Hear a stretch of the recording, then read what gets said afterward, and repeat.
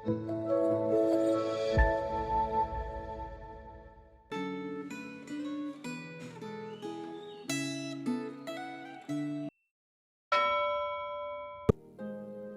jemaat kasih dalam Tuhan, renungan Gema kita hari ini 22 Juni 2026 dengan tema Pujian kepada Mempelai Perempuan. Yang terambil dari Kidung Agung pasal 3 ayat yang ke-6 sampai dengan pasal 5 ayat yang pertama. Saya akan baca pasal 4 ayat yang pertama untuk setiap kita. Demikianlah firman Tuhan, betapa cantiknya engkau, manisku, sungguh cantik engkau.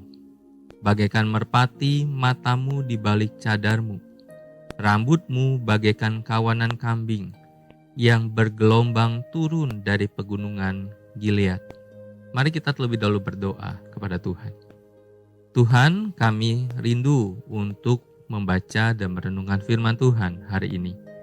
Dan biarlah Allah menolong kami, memberikan dan menyingkapkan maksud firman-Mu kepada setiap kami. Terima kasih Tuhan, di dalam nama Tuhan Yesus kami berdoa dan bersyukur. Amin. Jemaat kasih dalam Tuhan, tidak sia-sia sang gadis menanti.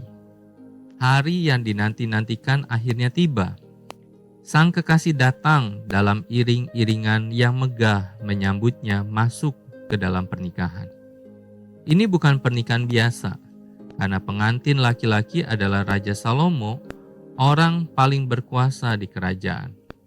Sebagai raja, sang pengantin laki-laki datang dalam segala kemewahan dan keperkasaannya. Tandu perak dan emas, pengawal yang perkasa, mahkota yang khusus, kemeriahan dan kemewahan pesta pernikahan dilengkapi dengan meluapnya cinta dan sukacita di antara mereka.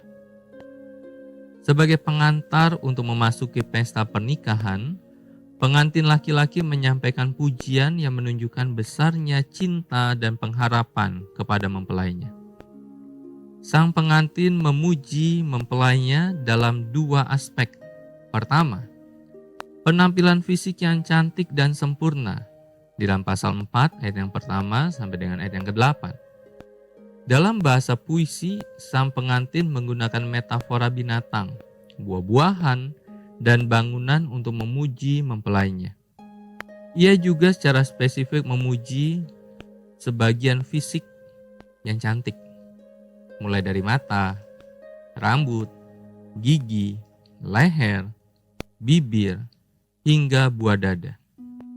Pujiannya ditutup dengan satu kalimat, engkau cantik sekali, manisku, tak ada cacat celah padamu. Kedua, kenikmatan cinta yang memuaskan jiwa di dalam pasal 4 ayat yang ke-9 sampai ayat yang ke-15. Sang pengantin laki-laki mengungkapkan betapa hatinya bergejolak oleh cintanya kepada kekasihnya. Ia menggunakan gambaran semua indera untuk memuji kekuatan cinta kekasihnya. Baginya, cinta mempelainya lebih nikmat dari anggur, lebih harum dari segala wewangian, lebih manis daripada madu dan susu. Pujian ini diakhiri dengan metafora kebun tertutup dan mata air bermeterai. Keragaman buah dan wangi-wangian dalam kebun menunjukkan kayanya cinta di antara mereka yang tidak akan habis dinikmati. Sedangkan mata air yang bermeterai menunjukkan sifat cinta mereka yang eksklusif dan tidak terbagi. Di akhir bagian ini, kedua kekasih saling mengajak bertemu dalam pesta perjamuan yang dipenuhi cinta dan kemewahan. Kisah di atas mengajarkan betapa Kristus sebagai mempelai lelaki di akhir zaman merindukan dan menghargai gereja sebagai mempelainya. Kenyataan ini mengingatkan gereja untuk menjaga diri sebaik mungkin selama menantikan kedatangan Kristus. Dalam masa penantian ini, gereja harus menjaga kesucian diri sebagai mempelai yang tak tercemar bagi Kristus. Gereja juga harus mempertahankan kesetiaan cinta kepada Kristus dengan menjaga kemurnian cinta dan menyerahkan cinta yang tak terbagi kepada Kristus pada saat kedatangannya. Sebagian bagian dari gereja atau sebagian bagian dari gereja, apakah Anda menjaga kesucian hidupmu dan mempertahankan kesetiaan cintamu hanya kepada Kristus? Mari kita berdoa.